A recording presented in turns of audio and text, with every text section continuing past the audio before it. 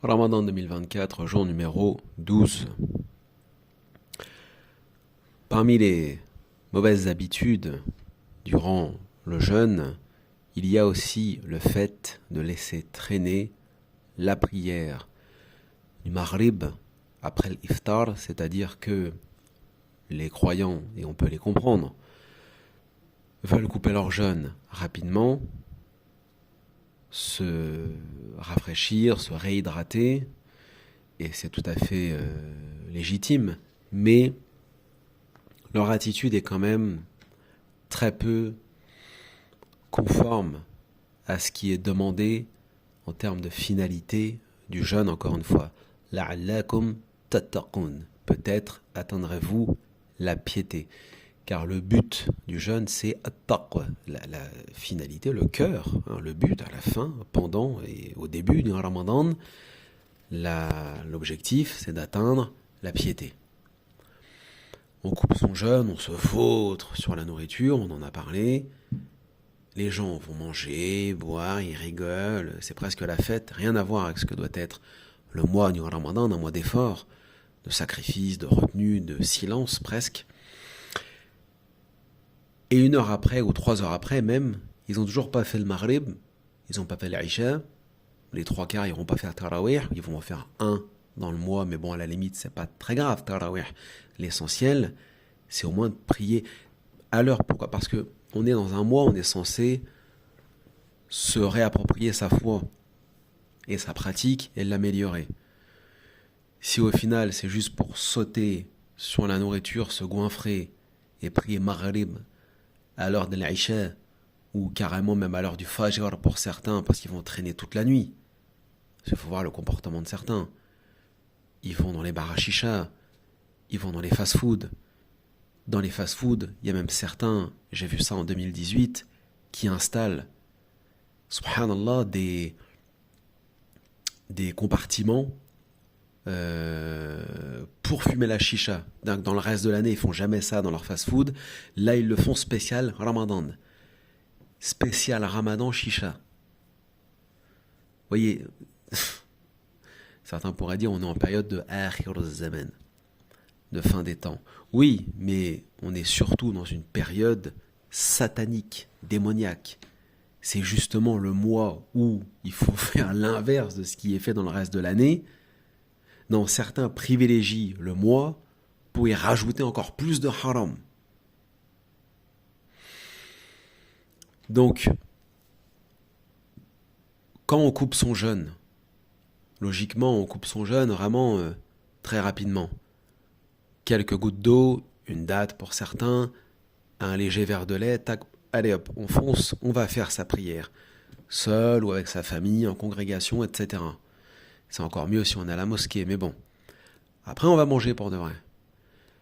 Et on prie à l'heure aussi l'Aïcha, puis on essaie de faire son surérogatoire. On fait son qiyam, on va à la mosquée, on fait tarawih, on fait son qiyam ou son tarawih à la maison, at-tahajjud et ainsi de suite. Bon. Mais après, c'est l'attitude aussi à avoir par rapport à la nuit. Est-ce qu'on va dormir pour se lever de bonne heure, manger un peu avant l'aube et prier des prières surérogatoires, c'est-à-dire on repousse son qiyam ou at-tahajjud à la fin de la nuit, dans le dernier tiers, comme certains le font, en se basant sur un hadith, ou simplement manger, prier Fajr à l'heure, et voilà, pour passer une bonne journée. Il faut, quand on fait son mois de Ramadan, s'imposer un programme. Au pire des cas, on va le noter sur un papier, on va le noter sur un bloc-notes, mais il nous faut un programme. Si on veut s'améliorer, voilà, on se fixe un programme, même si à la fin du mois, on arrête ce programme, l'essentiel, c'est d'avoir au moins ce programme spirituel qui s'est imposé pendant au moins 30 jours.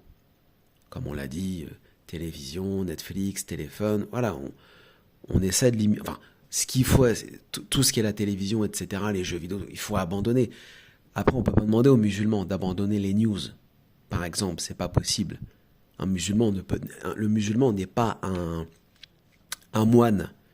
Il va pas se planquer pendant 30 jours et laisser le monde tourner sans lui. L'islam est un digne d'action, on ne peut pas abandonner la Oumma, on ne peut pas abandonner l'humanité pendant 30 jours. Ce n'est pas l'islam. Ce qui nous est demandé, c'est d'abandonner principalement ce qui relève de shahawat. Mais on ne peut pas abandonner la vie terrestre avec les humains en société. Surtout vu ce que subissent les nôtres, en Palestine, en Syrie ou ailleurs. Il faut se tenir informé, il faut critiquer, il faut dénoncer, il faut se battre. Voilà. Mais il faut ce programme spirituel. Et il faut garder cette discipline spirituelle durant le mois. On ne prie pas Maghrib à l'heure de l'Aïcha, on ne prie pas l'Aïcha à l'heure du Fajr, et sinon c'est n'importe quoi. Notre jeûne, ils font rien. Et notre attitude de musulmans pendant ce mois, le mois du Coran, encore une fois, ne vaut absolument rien. Donc, c'est important, même au moment du iftar, de se rappeler que ce qui est prioritaire et primordial, c'est ce qui relève de la foi et du culte et de la spiritualité et non pas mon estomac. Même si bien sûr qu'il faut s'hydrater et ainsi de suite, se restaurer de façon tout à fait saine mais soft. On n'est pas là pour se goinfrer. Mais voilà, au moment du iftar, là aussi c'est une marque de foi. On n'est pas parti se jeter sur la nourriture et puis on n'a pas fait maghrib. Non, c'est je coupe mon jeûne rapidement, je vais saller et après je vais manger. Et c'est pas je vais saller à l'heure de l'Aïcha puis après je retourne manger. C'est pas ça. C'est pas ça l'esprit du jeûne. L'esprit du jeûneur, c'est même au moment de la rupture, on était avec Allah avant la rupture. Au moment de la rupture, on est toujours avec son Seigneur. Après la rupture aussi et ainsi de suite. Quoi qu'il arrive,